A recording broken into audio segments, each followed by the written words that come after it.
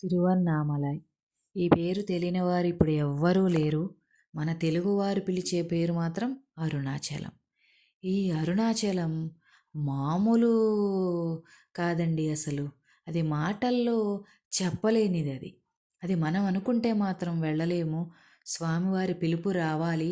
ఆ స్వామివారి పిలుపు వచ్చినప్పుడు మాత్రమే మనం ఆ అరుణగిరిలో మన కాలు అనేది పెట్టి ఆయన దర్శనం అనేది చేసుకోగలుగుతాం. మేము గత 3 సంవత్సరాలుగా స్వామివారి దయ కోసం ఎదురు చూసాము. ఆ ఎదురు చూసి చూసి స్వామివారి దయ మాకు వచ్చిందనమాట. స్వామివారి పిలుపు వచ్చింది రండి అని.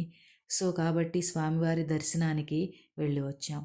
ఇక దర్శనం గురించి చెప్తే కళ్ళల్లో నీళ్లు ఆగలేదండి. చాలా ఆనందం వేసింది.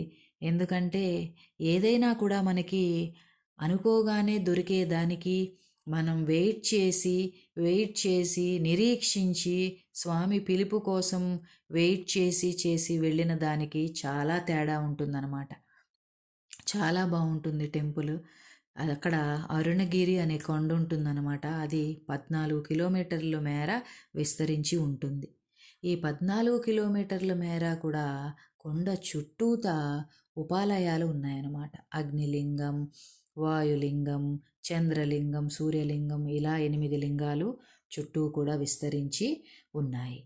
అలా నడవలేని వారు కూడా ఆటోల సహాయంతో గిరి ప్రదక్షిణ చేయొచ్చు. నడవగలిగిన వారు హ్యాపీగా నడవచ్చు. అలా మేము ఆటో తీసుకున్నాము. ఆటోలో ఆ గిరి ప్రదక్షిణ అనేది పూర్తి చేశాము. ఆ ఉపాలయాలు ఒక్కొక్కటి చూస్తుంటే అసలు ఎంతో బాగుందండి. మనం ఏంటో కూడా మనం మర్చిపోతాం. అదొక వేరే ప్రపంచం అన్నమాట. ఆ ప్రపంచాన్ని ప్రతివారు కూడా అనుభవించాలండి. ప్రతివారు కూడా అనుభవించాలి. అసలు ఆ దర్శనంతో ఎంతో పీస్ఫుల్గా అయిపోతాం మనం. ప్రతి వాళ్ళకి ఇప్పుడు బయట ఈర్ష్యలు, అసూయలు, ద్వేషాలు, కోపాలు, ద్వేషభావం ఎక్కువైపోయింది బయట. వన్స్ మీరు అక్కడికి వెళ్ళి వస్తే అవన్నీ కూడా ఏమీ ఉండవు. అసలు మనం ఏంటి అనేది మనకి తెలుపుతుంది ఈ అరుణాచలం. అలా గిరి ప్రదక్షిణ పూర్తి చేసుకుని దర్శనానికి వెళ్తే కనుక ఆ దర్శనంలో ఫ్రీ దర్శనం ఉంటుంది. 50 రూపీస్ టికెట్ ఉంటుంది. అంతే తప్ప 120లు, 300లు, 500లు ఇవేమీ ఉండవండి అక్కడ. మన ఆంధ్రాలో అయితే 120, 300, 500 అని చెప్పి ఆ జనాల్ని భక్తి పేరుతో దోచుకుంటున్నారు. కానీ అక్కడ అలా ఏమీ లేదండి. మేము ఫ్రీ దర్శనానికి వెళ్ళాము. మాకు చక్కగా ఒక 1.5 అవర్లో మొత్తం దర్శనము, ఆలయ ప్రాంగణము మొత్తం కంప్లీట్ అయిపోయి బయటకు వచ్చామన్నమాట. స్వామివారు చాలా బాగున్నారు. ఆ రోజు సోమవారమే మేము గిరి ప్రదక్షిణ చేశాము. అమ్మవారిని, అయ్యవారిని కూడా దర్శించుకున్నాం. అమ్మవారు కూడా పీత కుచాంబ అమ్మవారు వేరువేరు ఆలయాలు ఉంటాయి. బాగుంటారు. అమ్మవారు కూడా నిలబడి దర్శనం ఇస్తారు. స్వామివారి కంటే అమ్మవారికి దయ ఎక్కువ కాబట్టి అమ్మవారి దర్శనం మాకు ఒక రవ్వంత ఎక్కువసేపే జరిగింది. అమ్మవారి ముందు ఒక రవ్వంత ఎక్కువసేపు నిలబడ్డాము. బాగుంది. అమ్మ కూడా చిరువదనంతో ముక్కు పుడక అది అమ్మవారు చాలా బాగున్నారు.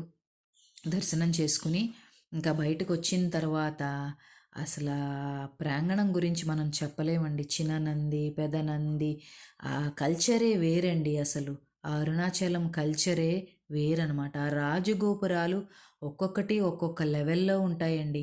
ఆ రాజగోపురాలు కట్టిన వారు ఒక ఆవిడైతే ఆ కట్టిన ఆవిడ గోపురాన్ని 4 గోపురాల్లో ఒక గోపురం కట్టినది ఆడావిడట.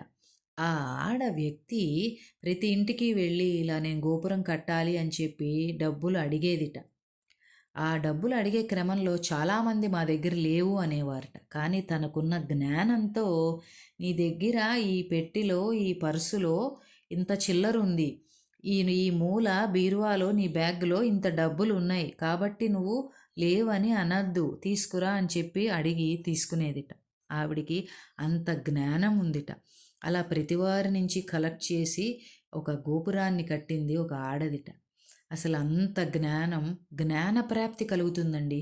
అరుణాచల దర్శనంతో జ్ఞానప్రాప్తి కలుగుతుంది. ఇంకో విచిత్రమైన విషయం ఏంటో తెలుసా? ఇక్కడ అరుణాచలేశ్వరుడు కదా! ఈ అరుణాచలేశ్వరుడు అగ్నిలింగం అనమాట ఇక్కడ. అగ్నిలింగంతో మనకి దర్శనమిస్తాడు. ఆ వేడి మామూలుగా ఉండదండి. లోపలికి వెళ్తే మనం గర్భాలయంలోకి అడుగు పెట్టిన వెంటనే కూడా మనకి వేడనేది మన శరీరానికి తెలుస్తుంది. ఆ వేడి మనం ఎప్పుడైతే ఫీల్ అవుతామో మనలో ఉన్న అజ్ఞానం పోతుంది. పోయి జ్ఞానం పెరుగుతుంది. ఆ జ్ఞానం అనేది మనిషికి ఇప్పుడు ప్రెజెంట్ డేస్‌లో చాలా అవసరం అండి. జ్ఞాన ప్రాప్తి అనేది చాలా అవసరం అన్నమాట. లోపల పెద్ద పెద్ద ఫ్యాన్‌లు పెడతారు. ఆలయం లోపల స్వామివారి గుళ్ళో గానీ, అమ్మవారి గుళ్ళో గానీ పెద్ద పెద్ద ఫ్యాన్‌లు, టేబుల్ ఫ్యాన్సే ఒక రూమ్ అంతా ఉంటాయండి. నేనెప్పుడూ చూడలేదు అంత పెద్ద పెద్ద ఫ్యాన్స్. ఎందుకంటే